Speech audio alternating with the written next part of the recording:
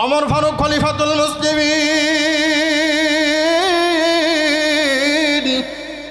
আল্লাহর গোলাম, উত্তপ্ত রোদের খরত্রবের ভিতরে অনা হয়ে গেছেন, পিপাসায় তিক্ত হয়ে গেছে। ডানে তাকান কেউ নাই, বামে তাকান কেউ নাই, পিছনে কেউ নাই, সামনের দিকে কেউ নাই, জনশূন্য এলাকা। আল্লাহর গোলাম প্রাণের ছাতি ফেটে যায় ভাব, আর পিপাসার যন্ত্রণা সহ্য করতে পারে না, সেজদার মধ্যে পড়ে গেছে। ডাইকা বলে, আল্লাহ, আপনার আমার এই মুহূর্তেই মারা যাবে গো আল্লাহ। ভয় করা লাগবে কাকে? আরেকটু জোরে কন। পৃথিবীর কাউকে ভয় করা যাবে না। মুমিন একমাত্র কেবলমাত্র আল্লাহকে ভয় করবে। মুমিনের কলিজার ভিতরে একমাত্র কেবলমাত্র আল্লাহর ভয় থাকবে। আল্লাহর ভয় যদি বান্দা দিলের ভিতরে স্থাপন করতে পারে, আল্লাহ বলেন ওই গোলামকে দুনিয়ার জমিনে গোলামের জিম্মাদারি আমি কুদরতি মাওলা আমার কুদরতি হাতে। সুবহানাল্লাহ কবেন না? বান্দার মরতে দেরি হবে, বান্দার চকলেটের মতন মোড়ায়া কবরের ভিতরে রাখতে দেরি হবে, বান্দার কবরে আমি মাওলার জান্নাতের তরি ভিড়াইতে একটা সেকেন্ড দেরি হবে না।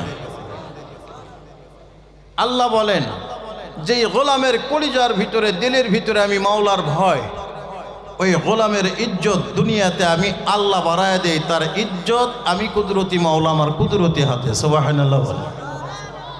এই ইজ্জত বাড়ানোর দায়িত্ব আর জিম্মাদারি আমি আল্লাহ নিজেই বহন করতেছি।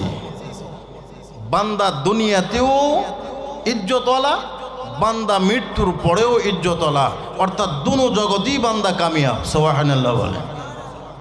আর বান্দা যখন আমার ভয় দিলের ভিতরে স্থাপন করবে, তখন বান্দা অন্য কারুর নয়, আমি আল্লাহর হয়ে যাবে, আর আমি আল্লাহ তখন বান্দার হয়ে যাব। আর মাল্লাহুল মাওলা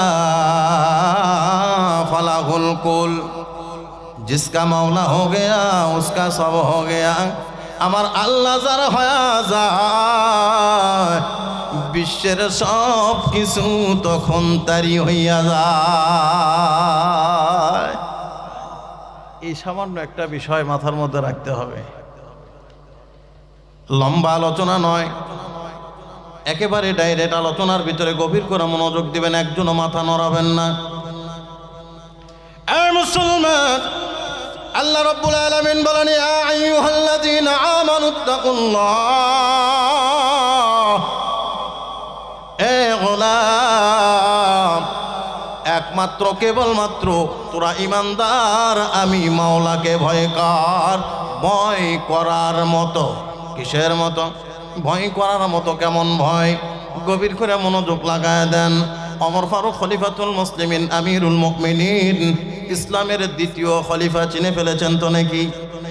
মুসলমান, আল্লাহর গোলাম, দুনিয়ার জমিনে আল্লাহ রাব্বুল আলামিন ওনাকে অর্ধ জাহানের জন্য প্রেসিডেন্ট নিযুক্ত করেছিলেন। কতখানি বললাম? অর্ধ জাহান। বর্তমান বাংলাদেশের মতো প্রায় ৯৬টা দেশের প্রেসিডেন্ট ছিলেন আমার। কয়টা দেশের? ৯৬টা দেশের। ছোট না বড়? মুসলমান, আল্লাহর গোলাম নিজেকে রাখাল প্রমাণ করেছেন। আল্লাহ পাক আমাকে এই অর্ধ জাহানের জন্য রাখালিয়াতের দায়িত্ব দিয়েছেন। আল্লাহু আকবার। জনগণের দায়িত্ব যখন দিছে, বসে থাকার কোনো সুযোগ নাই। হায়াতে ফারুক খুলেন, ওমরের জিন্দেগি পড়েন। ওমর 10 বছর শাসন আমলে একটা রাতের জন্য ঘুমাই নাই। সুবহানাল্লাহ বলে।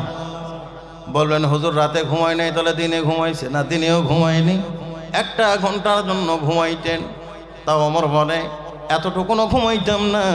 দরদের নবী দুপুরে খানার পরে 1 ঘন্টা কাইলুল্লাহ করতেন। দরদের নবীর সুন্নতের আদর্শের সৈনিক ওমর, নবী ঘুমাইতেন তাই ওমর ঘুমাই। যদি নবী না ঘুমাইতেন, দায়িত্ব এত কঠিন এত কঠিন, ওমর জিন্দেগিতে কোনোদিন ঘুমাইতো না।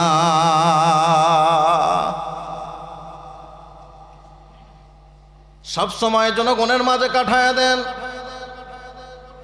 হঠাৎ একদিন চিন্তা করলেন এক প্রান্ত থেকে এক প্রান্তের দিকে রওনা। প্রতিমধ্যে আল্লাহর গোলাম একা, ডানে বামে কেউ নাই, কোনো পুলিশ নাই, কোনো প্রশাসন নাই, কোনো র্যাব নাই, চিতা নাই, সাধারণ একটা দেহরক্ষীও নাই।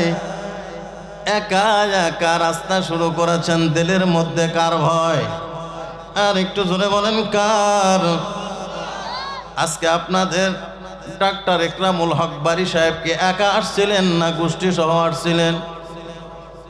সাধারণ একজন এমপি যদি এত মানুষ সহ আসা লাগে, এত প্রটোকল যদি লাগে, ওমর ফারুক আমার আপনার দেশের মতো ৯৬টা দেশের প্রেসিডেন্ট ছিলেন, ওনার কতটুকুন লাগার দরকার ছিল?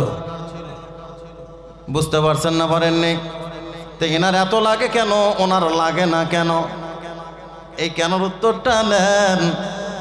তাদের দিলের মধ্যে আল্লাহর ভয় ছিল, তারাও ছিল রাখাল। এখনকার গুলাও রাখাল, দায়িত্ব যাকে দেওয়া হয় সেই হলো রাখাল।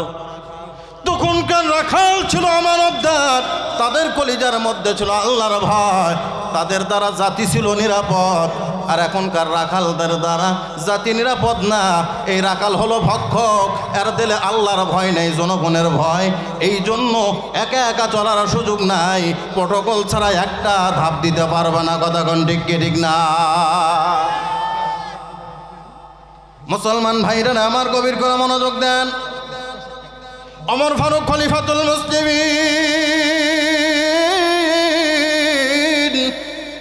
আল্লাহর গোলাম, উত্তপ্ত রোদের খরত্রবের ভিতরে অনা হয়ে গেছেন, পিপাসায় তিক্ত হয়ে গেছে।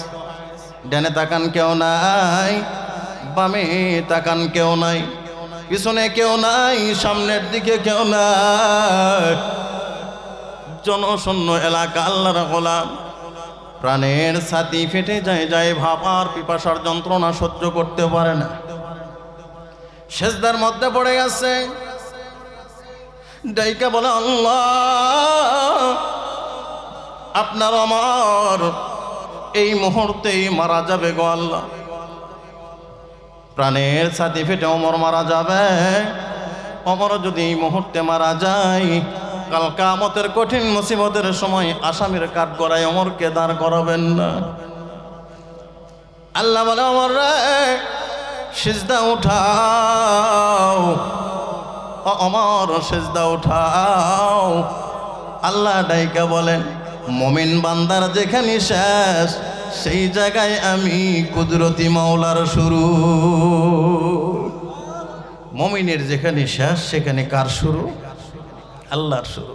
মুমিন ভয় নাই, তোমার চেষ্টা তুমি করো, যেখানে তোমার শেষ আমি দেখবো, সেখানে আমি আল্লাহ শুরু করে দিব। সুবহানাল্লাহ বলেন। আল্লাহর শুরুটা কেমন হয়? ডাইকা বলেন, কাফের বেদুইন এদের যেখানে শেষ, সে জায়গায় মিস্টার ইবলিসের শুরু। আল্লাহ বলেন, ওমর সিজদা উঠাও, পাহাড়ের টিলার দিকে তাকাও, ওখানে বেশ কিছু পুকুরি দেখা যায়, ওখানে গেলে তুমি পিপাসা নিবারণ করতে পারবে। ওমর হাসি ভরা হৃদয় নিয়ে সামনের দিকে রওনা হয়ে গেছে। নজর করে দেখে আল্লাহর এক গোলাম বেশ কিছু ছাগলের মাঝখানে বসা আছে। ওমর সালাম লাগায় দিলেন, আসসালামু আলাইকুম ওয়া রাহমাতুল্লাহ। চিৎকার দিয়ে বলেন সুবহানাল্লাহ। ওমর কাকে সালাম দিলেন? রাখালকে সালাম দিলেন। সাধারণ একজন দেশের প্রেসিডেন্ট সাধারণ একজন রাখালকে সালাম দেয়, তার অধীনস্থ